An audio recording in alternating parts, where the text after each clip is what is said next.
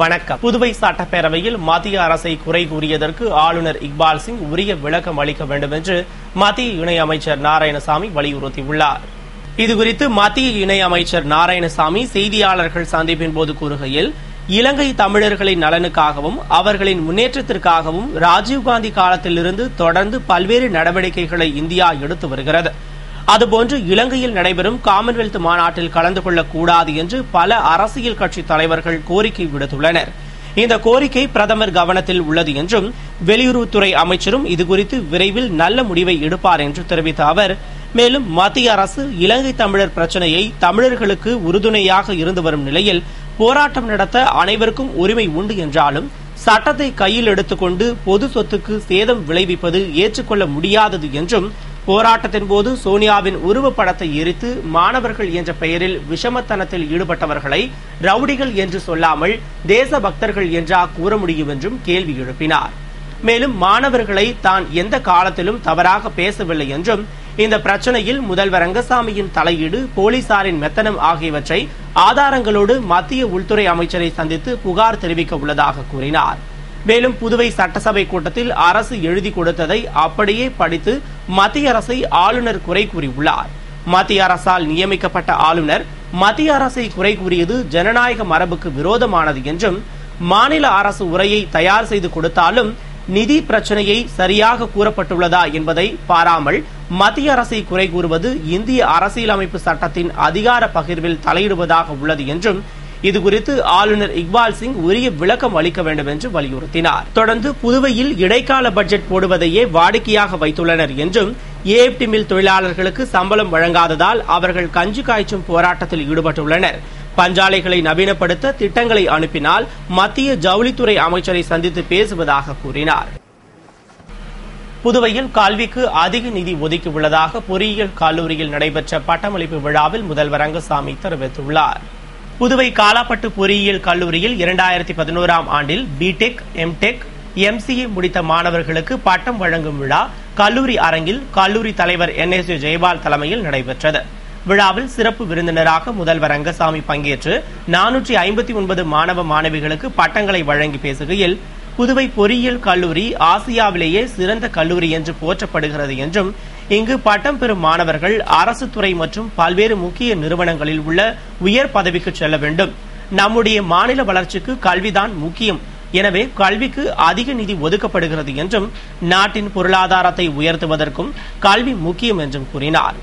ஏழ்மை நிலையில் உள்ளவர்கள் பட்டம் பெற முடியாது என்று நினைக்கக்கூடாது என்றும், இங்கு பட்டம் பெறும் மாணவர்கள் வெளிநாடுகளில் சென்று வேலை பார்த்து நல்ல நிலையை அடையும் பொழுது அந்த பொருளாதாரத்தை வைத்து புதுவையில் தொழிற்சாலைகளை துவங்க வேண்டும் என்றும், இதற்காக உதவ வங்கிகளும் அரசும் தயாராக உள்ளது என்றார்.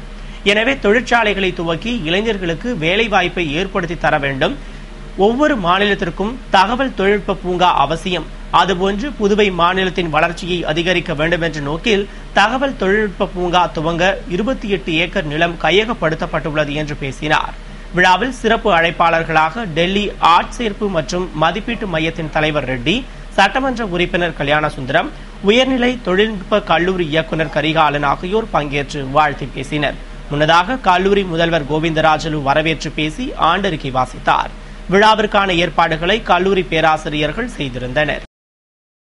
கேட் இன்ஃபோ சர்வீசஸின் தொலைபேசி தகவல் புத்தகத்தின் புதுவை பதிப்பின் வாடிக்கையாளர்கள் முதல் பிரதியினை சென்னை மண்டல மேலாளர் ராகேஷ் ராஜன் வழங்கிட அதனை முன்னாள் நகர்மன்ற துணைத் தலைவர் ஜான்குமார் பெற்றுக் கொண்டார். கேட் இன்ஃபோ சர்வீசஸ் தொலைபேசி புத்தகத்தின் புதுவை பதிப்பு வெளியிடும் நிகழ்ச்சி புதுவையில் நடைபெற்றது. புதுவையின் வணிக தகவல்களும் பொதுமக்களுக்கு தேவையான தகவல்களும் இடம்பெற்றுள்ள எல்லோ பேஜஸ் என்ற தொலைபேசி தகவல் புத்தகத்தின் முதல் பிரதியை நிறுவன சென்னை மண்டல மேலாளர் ராகேஷ் ராஜன் வழங்கிட அதனை முன்னாள் நகர்மன்ற துணைத் தலைவர் ஜான்குமார் பெற்றுக் கொண்டார்.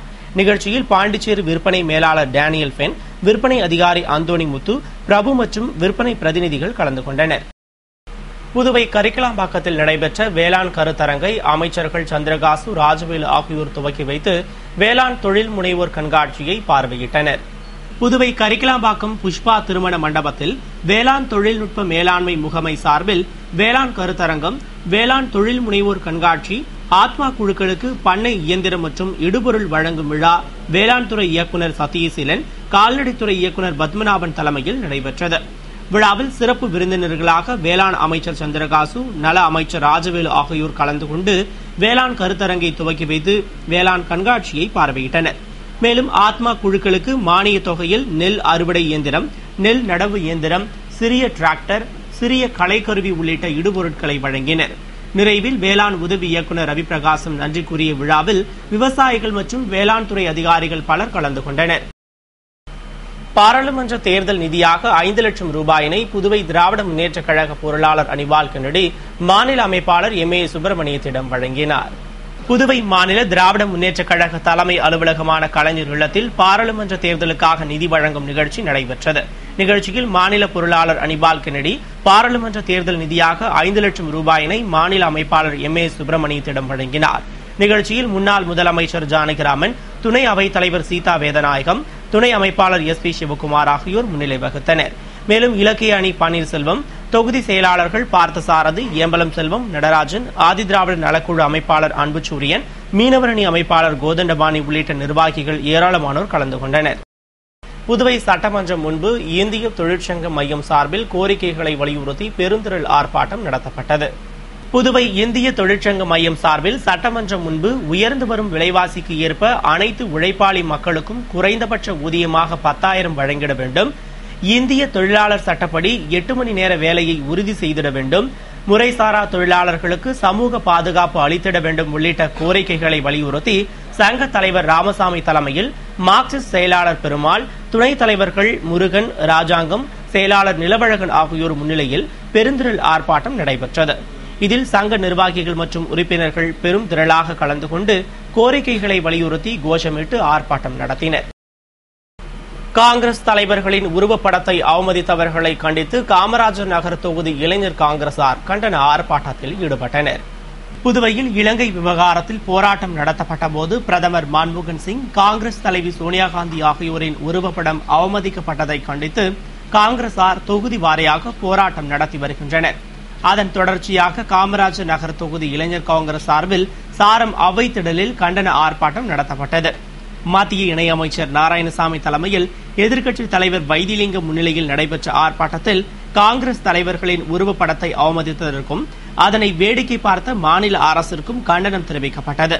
மேலும் தலைவர்களை அவமதித்த சமூக விரோதிகளை உடனடியாக கைது செய்ய வேண்டும் என வலியுறுத்தியும் கோஷங்கள் எழுப்பப்பட்ட ஆர்ப்பாட்டத்தில் முன்னாள் சட்டமன்ற உறுப்பினர்கள் கிருஷ்ணமூர்த்தி, பாலாஜி மற்றும் தொகுதி நிர்வாகிகள் ஏராளமானோர் கலந்து கொண்டனர். மாநில செயலாளர் முனுசாமி ஆர்ப்பாட்டத்திற்கான ஏற்பாடுகளை செய்திருந்தார். புதுவை காஞ்சிமாமுனிவர் பட்ட மேற்படிப்பு மையத்தில் நடைபெற்ற கருத்தரங்கின் நிறைவு விழா நடைபெற்றது.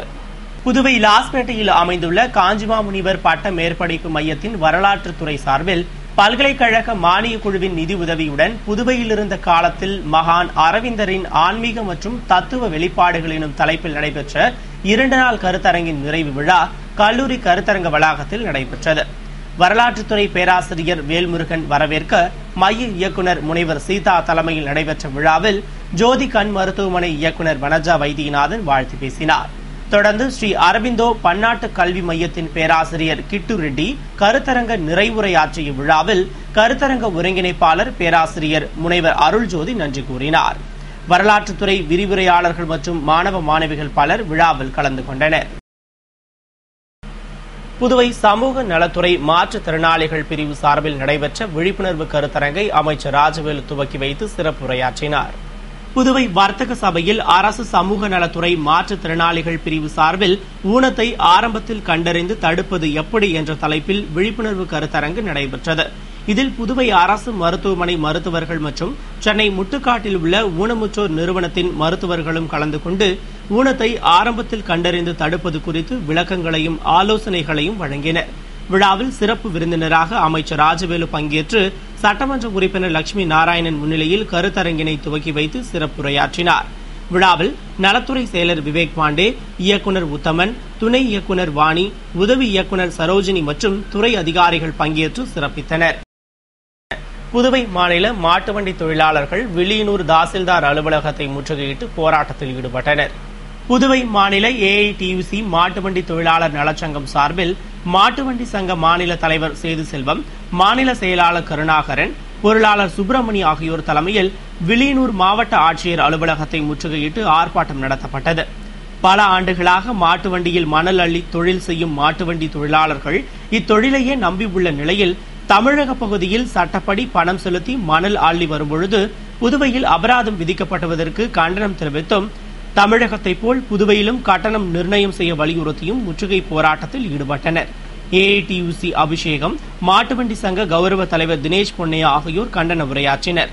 மேலும் சங்கராபரணி, பெண்ணையாறு ஆற்றுப்படுகையின் மாட்டுவண்டி சங்கங்களின் நிர்வாகிகள் பலர் போராட்டத்தில் கலந்து கொண்டு கோஷமிட்டனர். புதுவை பாரதிதாசன் அரசினர் மகளிர் கல்லூரியில் நடைபெற்ற சமூக உள்ளடக்க சிந்தனை அரங்கத்தை முதுநிலை காவல் கண்காணிப்பாளர் பர்வேஸ் அகமது துவக்கி வைத்து சிறப்புரையாற்றினார். புதுவை முத்தியால்பேட்டை பாரதிதாசன் அரசினர் மகளிர் கல்லூரியில் நிரும செயலறியல் துறை சார்பில் சமூக உள்ளடக்கம் என்ற தலைப்பில் சிந்தனை அரங்கம் கல்லூரி தேர்வாணையர் மற்றும் நிரும செயலறியல் துறை தலைவர் சோமசுந்தரம் தலைமையில் நடைபெற்றது. நிகழ்ச்சியில் சிறப்பு விருந்தினராக முதுநிலை காவல் கண்காணிப்பாளர் பர்வேஸ் அகமது பங்கேற்று சிந்தனை அரங்கத்தை துவக்கி வைத்து சிறப்புரையாற்றினார்.